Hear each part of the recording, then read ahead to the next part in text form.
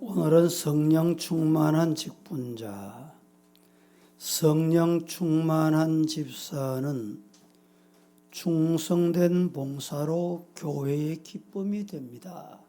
부제목입니다. 다 같이 시작.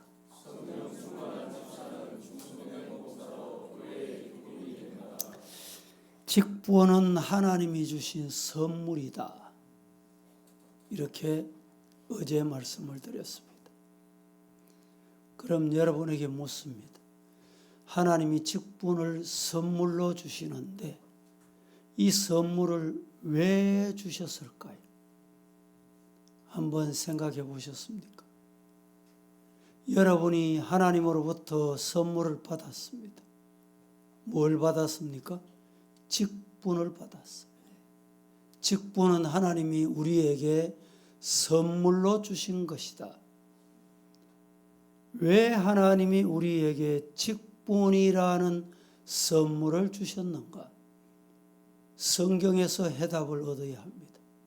에베소서 4장 11절 12절.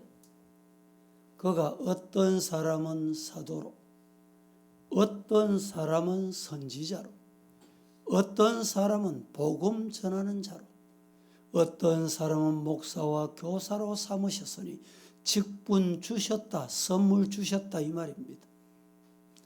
그렇게 한 것은 성도를 온전하게 하여 봉사하는 일을 하게 하며 그리스도의 몸을 세우려 하십니다. 다시 묻습니다. 직분은 하나님이 우리에게 선물로 주셨다고 했습니다. 이 선물을 왜 주셨다고요?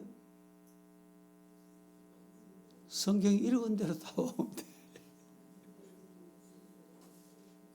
온전하게 하며 봉사하는 일을 하도록 하시기 위해서 그리스도의 몸을 세운다. 여기에 온전하게 한다. 이 말은 준비시킨다 이 말입니다. 그리고 봉사하는 일을 하도록 하기 위해서 직분을 주신 거예요. 더 나아가서 그리스도의 몸을 세운다. 그리스도의 몸은 교회를 의미합니다. 봉사하는 일과 그리스도의 몸을 세우는 일을 하기 위해서는 온전하게, 이 말은 준비한다. 또 다른 표현으로 하면 훈련시킨다. 준비시킨다. 주님의 교회를 온전하게 하고 하나님 맡겨주신 일하도록 하기 위해서 직분을 주셨는데 이 직분은 선물이다. 직분을 주셨다, 선물을 주셨다는 말은 온전하고 하나님의 일하고 몸을 세우기 위해서다. 이런 말입니다. 간단히 말해서 하나님께서 선물로 주신 직분은 최종 목적이 뭐냐? 교회를 온전히 세우기 위해서다. 믿습니까? 직분을 받은 자는 교회를 온전히 세우는 일에 쓰임 받아야 합니다.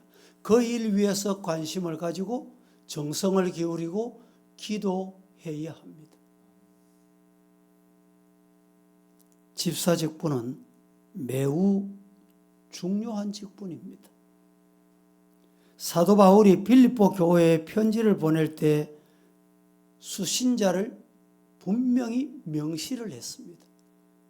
빌립보 교회에 보낸 편지를 받는 사람을 명시했다 이 말입니다.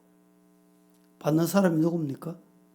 빌립보 교회의 장로들 그리고 집사들 이렇게 분명히 명시하고 있습니다. 빌립보서 1장 1절. 그리스도 예수의 종 바울과 디모데는 그리스도 예수 안에서 빌립보에 사는 모든 성도와 또한 감독들과 집사들에게 편지한다. 수신자가 여기에 명시가 되어 있습니다. 집사는 이렇게 장로와 함께 사도의 편지를 수신할 정도로 대단히 중요한 직분이라는 것을 아셔야 합니다. 디모데전서 3장 1절에 11절 말씀에 보면 감독자의 자격에 대해서 말씀하면서 감독자뿐만 아니라 또 명시합니다. 명시된 자가 누구냐? 집사 자격. 성경에는 분명히 이렇게 언급합니다. 그러면 무엇이 집사의 직분이냐? 첫째로, 집사는 교회와 성도들을 주님처럼 섬기는 공적인 일꾼이라는 것을 잊으면 안 됩니다. 사도행전 6장에 예루살렘 교회가 과부의 구제, 접대를 전담할 7명 일꾼을 세웠습니다. 근데 이제 오늘 6장에 보시면 7 집사를 세웠다 이러는데 오늘 6장에 집사라는 말은 없습니다. 안수하여 세웠다. 그 이유는 사도들이 모여서 일을 전담할 때 함께 해야 할 일꾼이 필요했기 때문입니다. 2절에서 3절, 4절 같이 합독해 봅니다. 시작. 12사도가 모든 제자를 불러 이르되 우리가 하나님의 말씀을 제쳐놓고 접대를 일삼는 것이 마땅하지 아니하니 형제들아 너희 가운데서 성령과 지혜가 충만하여 칭찬받는 사람 7을 택하라. 우리가 이 일을 그들에게 맡기고 우리는 오로지 기도하는 일과 말씀 사역에 힘쓰리라 하니. 이들에게 교회의 여러 가지 일을 맡긴다. 나중에는 서대반 집사 이렇게 부르게 됩니다.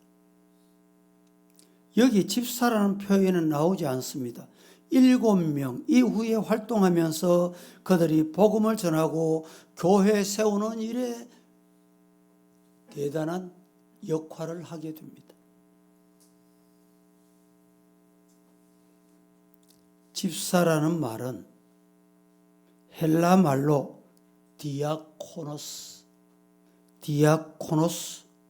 디아코노스라는 말은 우리나라로 쉽게 번역하면 일꾼 이 말입니다. 교회에서 직분을 일꾼 이렇게 못 부르잖아요. 디아코노스는 쉽게 말씀드리면 식탁에서 봉사하는 자, 식탁에서 주인을 섬기는 일꾼 이런 뜻입니다. 주인의 밥상을 차려주는 자, 주인이 식사하는 동안에 필요를 공급하는 자, 이게 집사 이 말입니다. 자기는 먹지 않고 주인의 식사를 수발드는 자, 그래서 종들 중에서도 가장 낮고 천한 일을 하는 사람으로 표현할 때 디아코노스라고 표현이 되었습니다. 오늘 2절 말씀에 접대한다는 말, 이 말 자체가 식탁에서 봉사한다 이런 뜻입니다.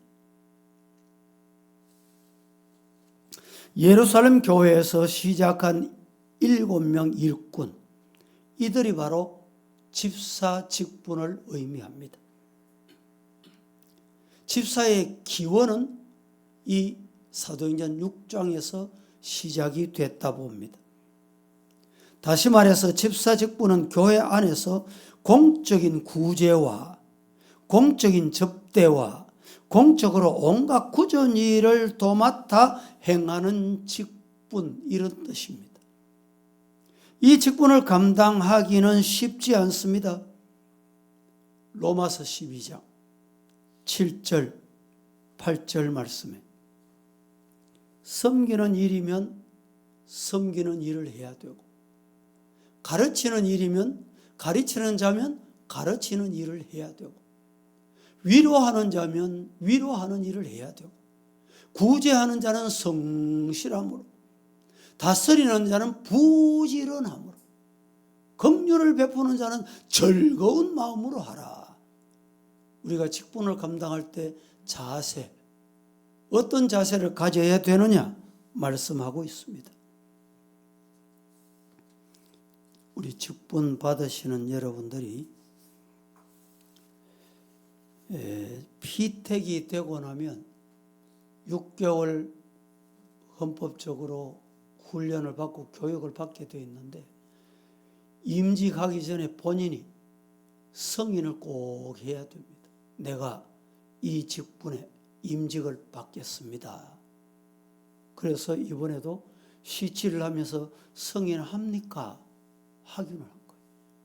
왜냐? 이걸 안 지키면 나중에 문제가 발생합니다. 집사의 자격은 우리 성도들이 잘 알기 때문에 남자 집사, 이제 교단이 다른 곳에는 권사도 안수하는 경우가 있습니다. 우리 교단에서는 남자 교인에게 지교회 교인을 택하여, 지교회, 이 전국에 흩어져 있는 교회를 쉽게 말하면 지교회라고 부릅니다. 전국 교회가 하나다 이 말이죠. 그래서 교회가, 내가 출석하는 교회는 지교회지만 내가 출석하지 않는 교회도 잘 되도록 기도해야 되고, 그 교회도 자꾸 흠집을 내고 이웃 교회를 자꾸 불평하고, 이런 것은 온전한 신앙인의 자세가 아닙니다. 그래서 여러분들이 제가 말씀드리잖아요. 내 교회 목사를 존경하거든 이웃 교회 목사도 존경하고, 내 교회 장로가 중요하거든 이웃 교회 장로도 중요하게 생각하고, 인격적으로 만남을 가져라 이 말입니다. 집사의 자격은 선한 명예, 진실한 믿음, 지혜와 분별력이 있어 존성을 받고 행위가 복음에 합당하여 그 생활이 다른 사람의 몸이 될 자 중에 선택을 한다. 봉사적 의무는 일반 신자에 마땅한 행할 본분인적 집사된 자는 더욱 그러해야 된다. 우리 성도이면 누구나 봉사해야 되는데 집사로 임명받고 연수받는 자는 더더욱 앞장서야 된다 이 말입니다. 집사의 직무는 이렇습니다. 집사의 직무는 목사, 장로와 협력하여 빈핍, 공공한 자를 권하며 환자와 갇힌자와 과부와 고아와 환난당하는 자를 위문하고, 이 말은 위로하고 만난다 이 말입니다. 신방을 의미합니다. 당의 감독 아래서 행하며 자행적으로 행할 수 없다 이 말입니다. 당의 감독 허락을 받아 교회에서 수금과 구제비와 일반 재정을 수납하고 지출하는 일을 그 당의 감독 아래서 이루어진다 이 말입니다. 집사의 칭호는 일반적으로 시무집사, 휴직집사, 은퇴집사, 무임집사 이렇게 있는데, 나이가 70이 되거나 연로하면 은퇴하게 되면 은퇴집사가 되고, 교회에서 권사나 집사는 지교회만 해당이 됩니다. 지교회가 해당이 된다는 말은 이웃 교회에서 집사로 안수받았다, 권사로 취임했다, 교회를 옮겨서 교회를 다시 섬기게 됐다. 그러면 서리 집사로 임명을 받게 됩니다. 본인이 권사의 직분 또 집사의 직분을 받고 싶으면 분명한 임명 절차를 거치고 그들도 교회의 피택을 받아 취임만 하게 된다. 이렇게 제도가 되어 있습니다. 그런데 중요한 것이 있습니다. 예배 의식을 꼭 지켜야 돼요. 예배 의식은 제가 상세하게 말씀을 안 드려도 누구든지 교회 출석하기 시작하면 예배 의식을 잘 지켜야 돼요. 왜? 예배는 하나님께 드려지는 것이기 때문에 하나님 살아계신다, 하나님께 드리는 거룩한 행위다, 이걸 잊어버릴 때 예배가 흐트러지게 됩니다. 예배에 혼란이 오면 여러분 하나님이 벌하시게 되는 경우가 많습니다. 그래서 예배는 대단히 중요해요. 제가 늘 말씀드리죠. 다른 게 좀 부족해도요, 신앙생활하고 봉사하는 게 조금 부족해도 예배를 생명같이 드리고 예배를 잘 드리고 예배를 중요시하게 드리는 사람은 분명히 하나님께서 책임지고 복을 주신다, 믿으시기를 축복합니다. 그래서 예배는 내가 마음대로 드리는 게 아닙니다. 주어진 포맷, 주어진 기반대로 정성을 다해서 드려야 됩니다. 언젠가 최근에는 그게 많이 없어졌는데 열린 예배라 이래가지고 시작도 없고 알파도 오메가도 없이 언제 예배가 시작됐는지, 성경 읽는 것도 없어요. 성경 읽으면 처음 온 사람이 성경을 아냐 이래가지고 성경 읽는 것도 없어요. 이래서 찬송하다가 나와서 설교자가 설교합니다. 이 예배는 인간이 중심이 되는 게 아닙니다. 그래서 구도자 예배가 뭡니까? 구도자 예배는 없습니다. 잘못된 예배예요. 쉽게 말하면 새신자 예배 이 말인데, 새신자 예배라는 말을 좀 더 상세히 말해 이방인 예배, 하나님 안 믿는 사람, 불신자 예배 이 말입니다. 불신자에게 무슨 예배가 있습니까? 온전한 예배가 될 수가 없어요. 그래서 예배 의식을 잘 지켜야 된다. 예배를 흐트리거나 예배를 방해하거나 예배 의식을 내 마음대로 조종할 수 없다는 것입니다. 그 다음에 중요한 것은 신앙 고백입니다. 임직을 할 때 이렇게 서약을 합니다. 신구약 성경은 하나님 말씀이었도 신앙과 행위에 대하여 정확무한 유일의 법칙으로 믿습니까? 아멘이 꼭 있어야 임직이 진행이 됩니다. 대답 안 하면 임직이 스탑돼요. 결혼할 때 여러분 신랑이 서약하잖아요. 신부가 서약하잖아요. 주례자가 서약을 하는데 서약에 응답이 없으면 결혼식을 진행 못합니다.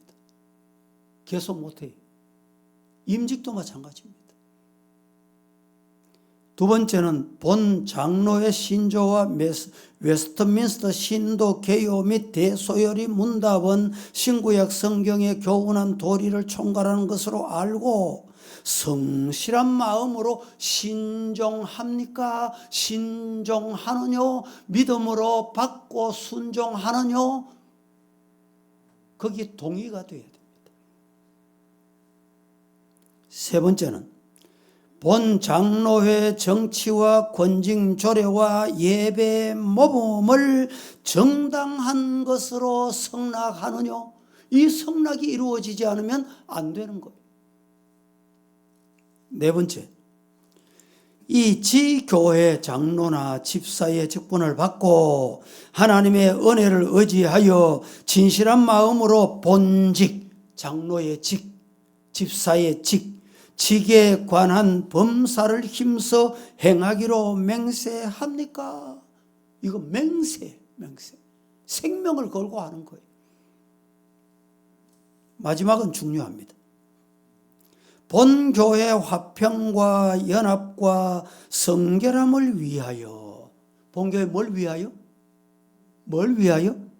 화평, 연합, 성결. 이게 깨트리시면 안 됩니다. 이걸 깨트리는 행위는 직분에 자격이 없어요. 연합이 잘 이루어져요. 너도 나도. 먼저 믿는 자, 오래 믿은 자, 오늘 처음 나오는 자, 누구라도 연합할 수 있도록 이간을 시키고 위장에 탈을 쓰고 이렇게 하면 하나님이 기뻐하시지 않아요. 연합하고 화평하고 성결하여 진력하기로 맹세합니까? 여기에 동의가 되고 응답이 될 때 임직이 계속 이루어지게 되는 것입니다. 로마서 12장 7절 말씀을 우리가 한번 읽었기 때문에 생략하고 지나갑니다. 직분자는 즐거운 마음으로 할지니라고 했습니다. 교회가 할 일 중에 구제, 접대만 하는 것이 아니라 섬기고 봉사해야 할 일들이 너무너무 많습니다. 현대 교회는 모두 다 직장 생활하고 사회 생활하고 이러다 보니까 교회 봉사할 손길이 많이 모자랍니다. 아무리 교회는 이 손길이 모자라도 봉사하는 일이 나와야 한다는 말입니다. 두 번째, 집사는 성도들을 구원하여 함께 그 일에 동참할 수 있도록 만드는 것이, 하는 것이 집사의 직분이다. 성도를 구원하여 함께 그 일에 동참하도록 힘써서 모범을 보여야 된다, 이 말씀입니다. 구약시대에는 집사가 존재하지 않았습니다. 이유는, 집사가 존재하지 않은 이유는 그 일에 대한 1차적인 책임이 회중에게 있다는 것을 강조해 왔기 때문입니다. 성도들 가운데 어떠한 필요가 있을 때 그것을 너무 서둘러서 집사에게 위임하면 안 되는 것입니다. 문제가 이 집사에게 맡기면 되겠나 점검하고 확인하고 시간을 두고 지켜보고, 여러분이 혹시 질문을 하거나 문제를 가져와 저희 상담을 할 때 저는 적답을 잘 안 합니다. 왜 대답 안 하시노? 이런 생각을 가진 분도 있겠죠. 이유가 뭐냐? 또 생각하고 그 말의 의미를 또 한 번 되새기고, 대단히 중요합니다. 말이 빠르고 말이 많으면 실수가 많다고 했잖아요. 말을 해놓고 고치는 건 어렵습니다. 집사의 직분은 하나님께서 주신 선물이기 때문에 우리는 집사의 직분을 귀하게 여겨야 합니다. 우리는 구약 성도들이 받지도 못했던 직분을 받아서 하나님 앞에 직분 감당하는 사명자가 된 것입니다. 어떻게 하면 집사들이 기쁜 마음으로 봉사할 수 있을까? 여기에 저분같이 나도 봉사해야 되겠구나, 이런 마음을 가지도록 만드는 것이 집사의 사명이다, 이 말입니다. 말씀을 마칩니다. 집사는 무엇에, 어디에, 무슨 도움이 필요한가, 내가 해야 할 일이 어디에 있는가 찾아서 도움이 필요한 자에게 나누고 분별할 수 있는 분별력이 있어야 합니다. 우리 한국교회에서 최근에 와서 잘못 생각하고 있는 것이 집사는 장로 되는 과정이다, 집사를 거쳐야 장로한다, 이렇게 생각하는데 잘못된 생각입니다. 하나님이 집사의 직분과 장로의 직분은 분명히 다릅니다. 그런데 당에서 공천을 할 때 왜 장립 집사만 공천합니까? 이런 경우가 있어요. 장립 집사만 공천하는 게 아닙니다. 당회에서 공천할 때는 그 의무, 신앙, 역할을 검증을 합니다. 검증을 해볼 때 장립 집사, 안수 받은 집사가 가장 준수하다고 생각하기 때문에 그렇게 공천을 하게 되는 겁니다. 잘 기억하셔서 주의 교회 아름다운 섬김이 있기를 바라고, 결론의 말씀은 우리 성도 여러분, 장로이든 집사이든 권사이든 성도이든 누구든지 하나님 앞에 성령 충만한 직분자 되시기를 예수님 이름으로 축복합니다. 교회 일은 내 힘으로 하는 게 아닙니다. 내가 가졌다고, 내가 능력이 있다고 되는 게 아니에요. 사람이 볼 때는 저 사람 능력이 있는데 하나님이 안 세울 수도 있습니다. 직분을 안 맡길 수도 있어요. 왜 그럴까요? 하나님의 일은 성령 충만으로 합니다. 성령 충만한 직분자 다 되시기를 살아계신 예수님 이름으로 축복합니다. 우리 함께 찬송하십시다.